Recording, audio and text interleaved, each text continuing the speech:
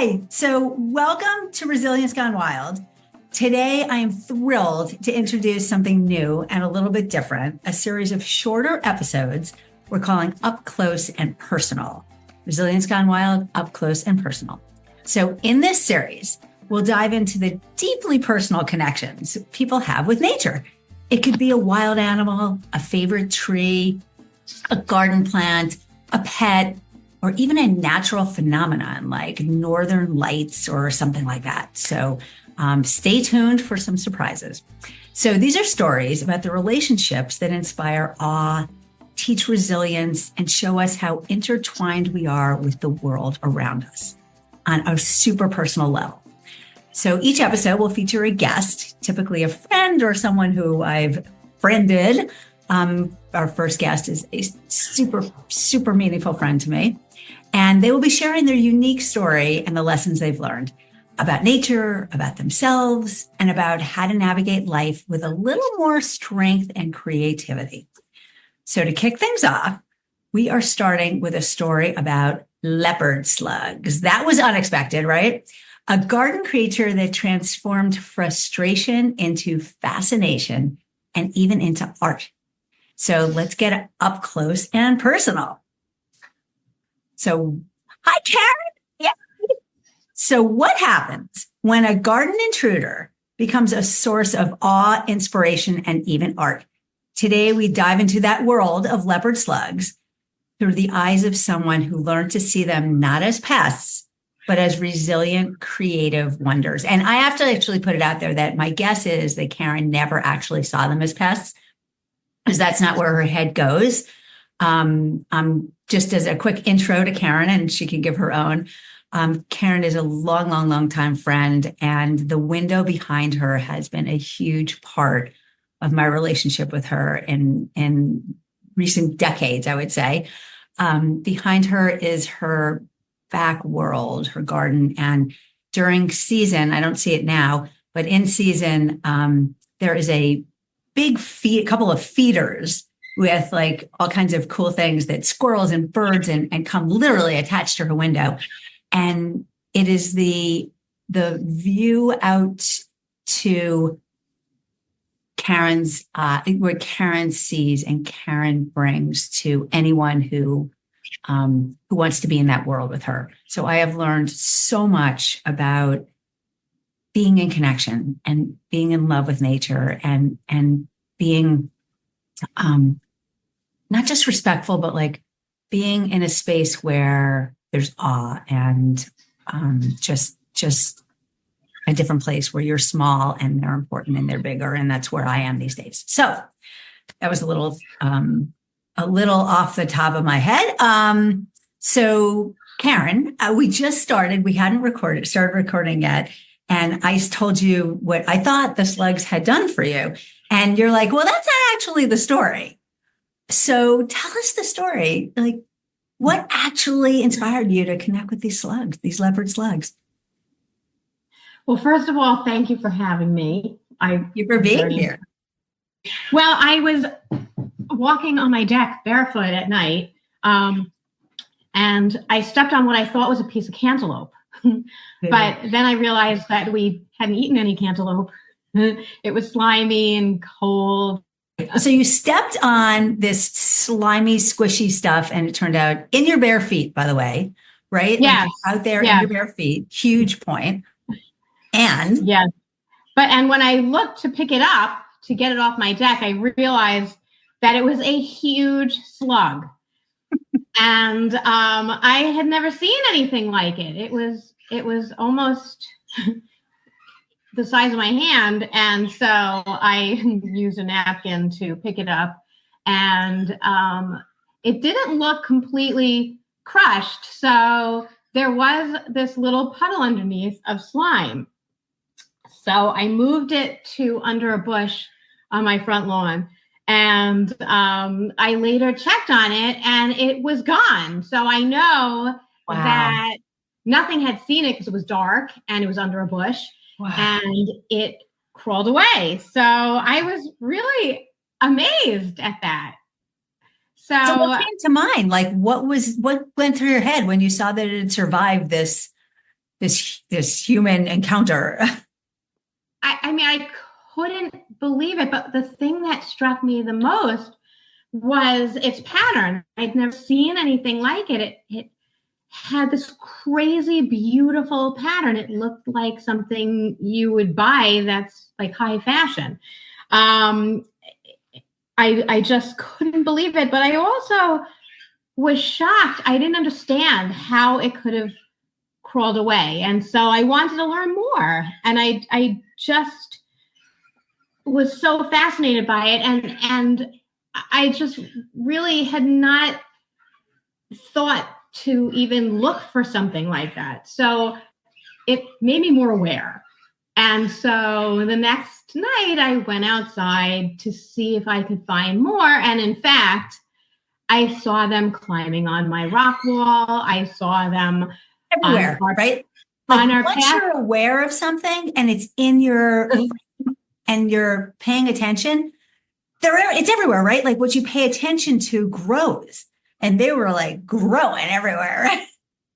So funny. So true. And so I was afraid that people would step on them, that our dog might step on them. And so I moved them. And I moved them to my front lawn where I knew they'd be safe. And I decided to figure out what they might like. So I Googled it a little bit, and I ended up collecting what was left behind by some of our pets. I found some watermelon scraps and some carrot scraps, cucumbers, lettuce, apples, leftover blueberries from our parrot. And I put it on the lawn, and lo and behold, they were feasting. And it was crazy. And one of the very big surprises that I realized right away is how quickly they move. I was shocked. And so it's not that I ever really thought of them as a pest rather than maybe a slight annoyance. I knew something was eating my flowers, my petunias and my begonias. And I realized when I looked in my planters, they were there too, eating the stems mostly. But then I noticed that even more destructive were the really small slugs. These big ones didn't seem to be quite as destructive as these tiny little guys. So they kind of made me not so afraid to just pull them off my plants and just relocate them. It's so funny because they're like slimy, right? And they're slimy. You just weren't turned off by that. You were like, this is part of the magnificence of this creature, that they have this slime. And you've done all this research by now, right? Which you have to tell us about. And like the slime, how did the slime feel? Like I'm getting the feeling like it wasn't a bad feeling. It was like this connection feeling. It is. It's like a part of them. And it is gross at first. I'm not going to lie. But the weirdest part in all of this is by the end of the summer, I was so involved in these gigantic slugs in particular. And my relocating them constantly. Yeah. Their slime really surprised me in kind of a gross way, but I overcame. I ended up having a special sponge that I kept just to remove the slime, because if you wash your hands just with soap and water, it doesn't come off. So you really have to scrub with that like abrasive side of sponge to get it off. But I wasn't going to use the sponge I use for like my pets' cages or the other sponges I use for my dishes. So I had a special slug sponge, and everyone knew not to touch that sponge. But how cool is that? Like, just to think about, like, I would imagine that, like, figuring out that this slime had these unbelievable properties that were not easily washable, because that was part of what works for them, like what makes them resilient, which I'm going to ask you to explain, like that, this awe of it, that you continue this experience, this like relationship where they have their own sponge And there was this respect for the slime that stayed, present. And you couldn't get, I feel like it was like the toilet paper on your shoe. Like you take the toilet paper and then you step on it on the other shoe. And it's just like, you can't get rid of it. So you may as well embrace it, right? And like, be like, wow. So where were you going? Like, what did this slime mean to you? Like, what came up for you around this amazing slime? Well, I really didn't know much about slug slime. But what I did notice on my path were all these really beautiful, shiny lines, just like, and I knew that they were slug lines from their slime. And so they stayed around for many days. Even if it rained a little bit, wow, they were not coming off. Wow. And so I learned that they actually use slime to navigate, to find their way back to where they were, which I thought was really unbelievable, but it also is a protection for them. They in many ways, when they're crawling and they are going against something that's a little abrasive, the slime protects them. And I thought that was interesting because it's a little bit thick. Like it's not. And your sidewalk that they were walking on is kind of rough, like your front walkway. Yes. So it didn't scratch them or scrape them. Wow. It's really very amazing. And I also learned that they can also be slime can be used as a deterrent for a predator. So, and I don't know what predators, but I thought it was interesting. What it can do is actually numb a predator's mouth. No. And I thought that was really fascinating. And it also, slime can help them with healing and prevent infections. And most importantly, I think, is that it keeps them hydrated so they don't dry out, because they can dry out really easily. And so it helps them retain water. Wow. And it also helps them with mating. And that's a whole other very fascinating and artistic. I find like mating in the animal and plant world totally mind-blowing. Like the stories that I've learned, and every single solitary species and different species within species, like every one of them has like the craziest, most unique mating rituals. Like it is like the pufferfish who draws like with sand, like this magnificent artwork in the sand to attract, and it takes like days. It's the coolest friggin' thing.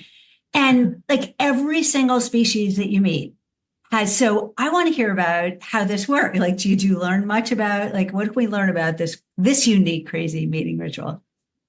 Well, I did. I learned that, well, they are hermaphrodites, but they really don't self-fertilize. They need help. So what they do is they move to higher ground, and they can go on a wall of a rock wall or a tree or branches, and they use their slime to make almost like a rope. And it's thin. It's almost like a I'm seeing Rapunzel. I'm getting Rapunzel from this. Crazy. Right? It's crazy. So the two slugs, are suspended on this rope of slime, and they coil around each other, and they almost like spin, like something you see in a sculpture, or it's very artistic and beautiful.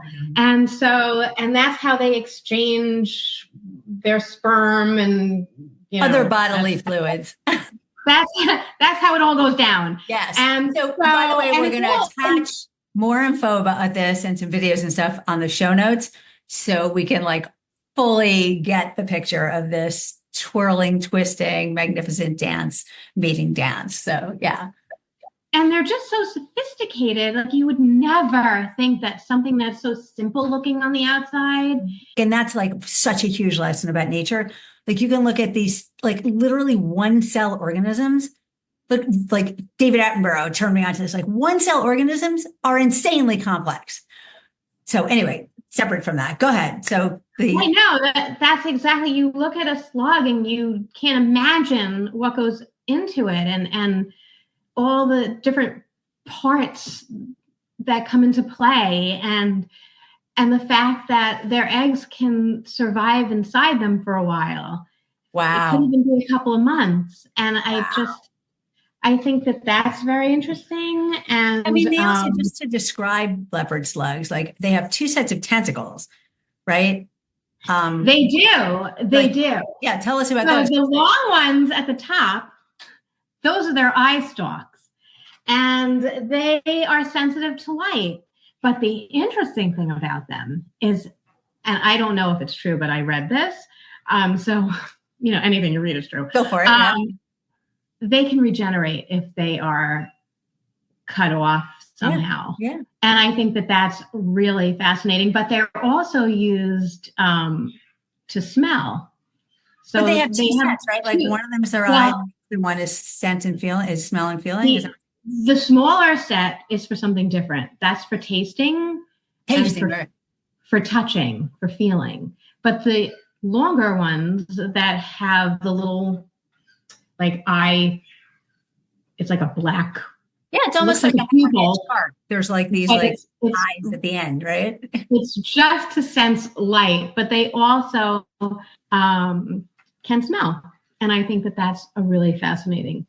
Right, like just for a moment, like stop and think about they're actually can be 8 inches long, but this is this little garden slug that that most people would step on, right? And be like, that's a pest, that's disgusting. And it's this mind-blowingly sophisticated species in nature that has all the senses we have, probably more, possibly electrical senses. It regenerates. It has this whole slime thing going with all this protection, just to process the connection that you made with this tiny creature. And I know you've made connections with a million other tiny creatures, and we will get you back on for lots of other episodes. That's a different story.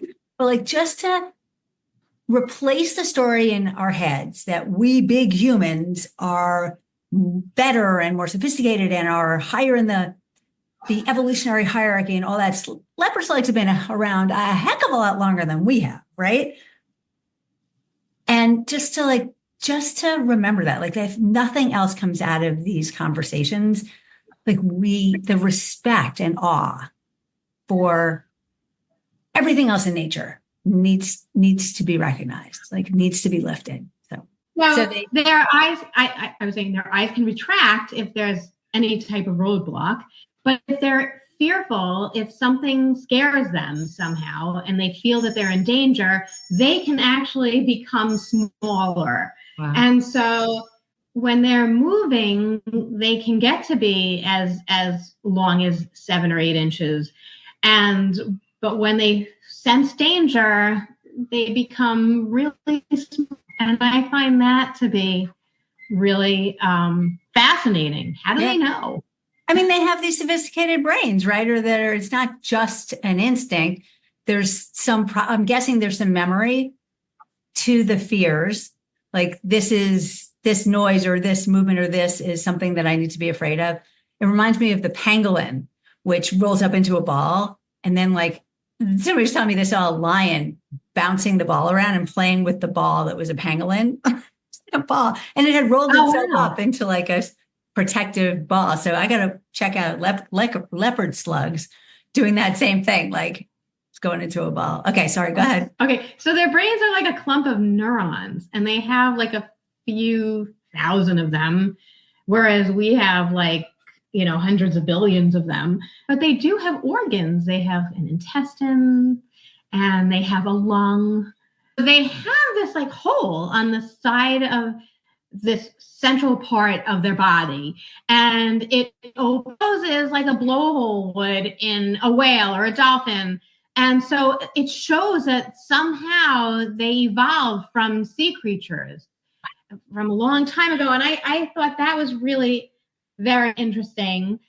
And the air passes through a gill.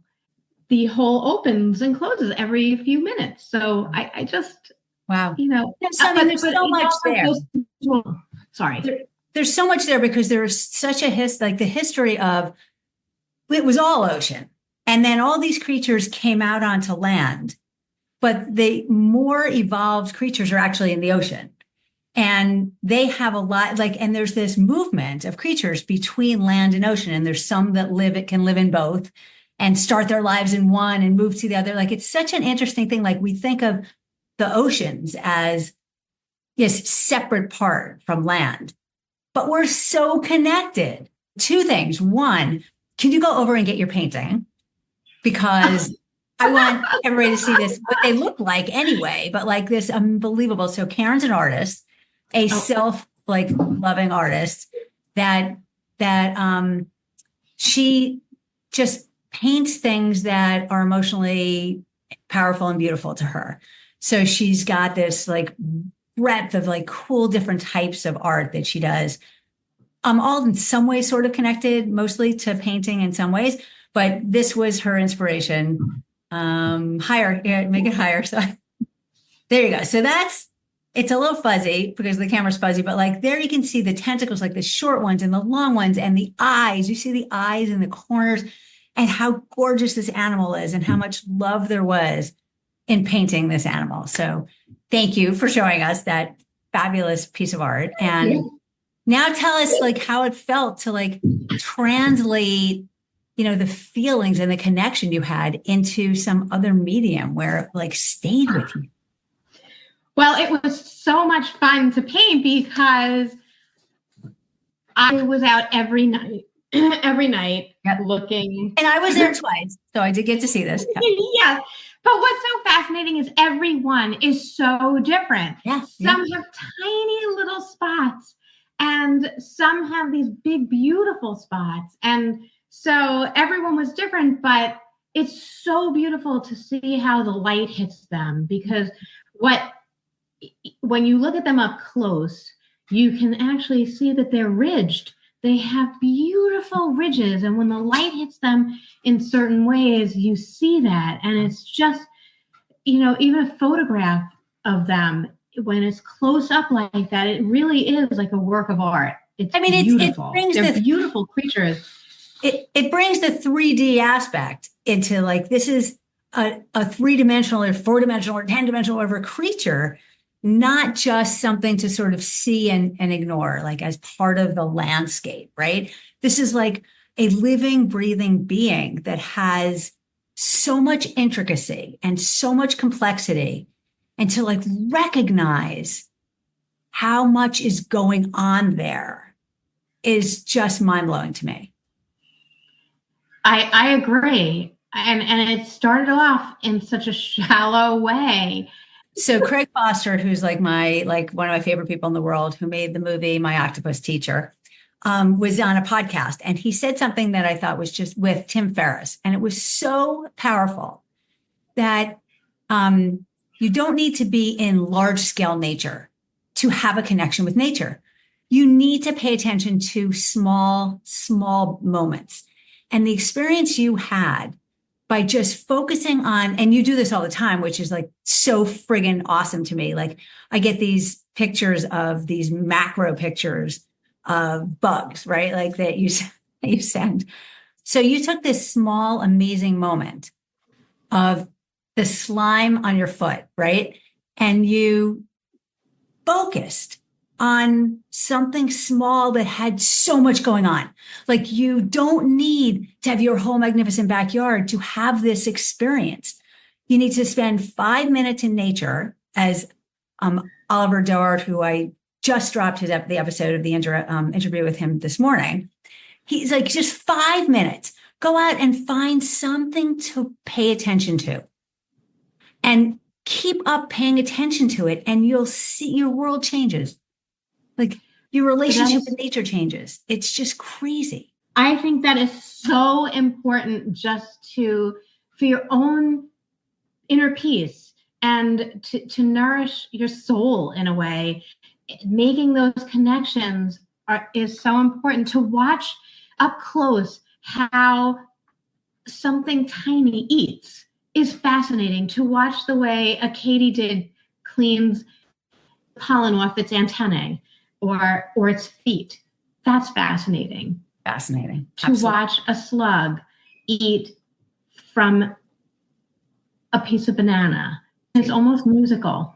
So it's funny about that music thing is that Karen's son is a very accomplished musician, and he has, and I can't remember the word, but like the fact that what is it that's special about him, about the language and the color, the music and the color?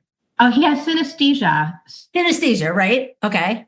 It's like a neurological thing where you associate music and sound with numbers and letters and colors in particular. And when I watch these slugs up close eating, for example, to watch their mouths gracefully eat, I hear cello music in the background. I hear like slow, beautiful, deep music. And that's how, when I see them, creeping along, that's also what I hear. They're graceful and just beautiful. And I wish that I could convince my son to write a piece about that, because I think it would be really fun. He's done that with other things in nature. But I know, and we'll share them because they're magnificent and it's spectacular. Okay, so let's wrap it up with you've learned so much from this experience with slugs and slime and all the rest. Give us one thing that like listeners can grab onto. Like, what's the message? What's the resilience you learned? What's the awe you got? What's the message that you want to send out to have an experience like this? Like, just give us something, whatever's on your mind. Well, you got cut off. I'm not sure I heard you correctly, but I will tell you what I think you said. Okay, that sometimes, in life, something that is so repulsive and something that can really turn you off, if you just sit back for a minute and give it a little time, it can become such an ironic thing that all of a sudden you can become totally fascinated by something that completely grossed you out. You know what? I have to say that lesson beautifully put when it comes to people, right? Like we are in a place these days where we don't give any benefit of the doubt, right? Like we just shut off and assume the worst for so many people who we think are so different from us, but making a connection and seeing similarity and seeing awe and like listening just for a moment, watching just for a moment, paying attention and looking for what's awesome, not what's different and what's bad, changes everything. Well, I think that is such a great thing to say, but I also think that there's something very vulnerable when you are studying something so closely. And that's so true with what you said about people. When you really get to know whatever it is about a person, you see a vulnerability that somehow takes down your own guard. But the fact that, you can also see that same creature, for example, in nature, being so resilient and so strong is so inspiring. And like, isn't it great that, you can learn that about people too? Like, you're right. Yeah, to look for the best in people and nature and everything you connect with, not the worst. Like, and not to think you know it all. Like just to sit in silence and in awe and learn is just mind-blowing in terms of building connection. So, yeah. Oh, that's so true. You're amazing, Karen. Thank you so much.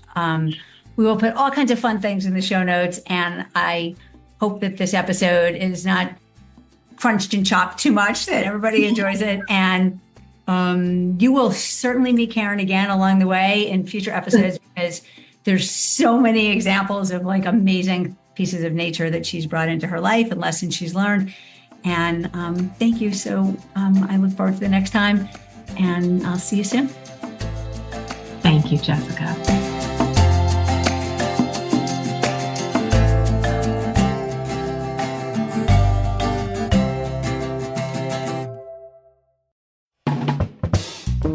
This has been a production of BLI Studios, produced by me, Kai.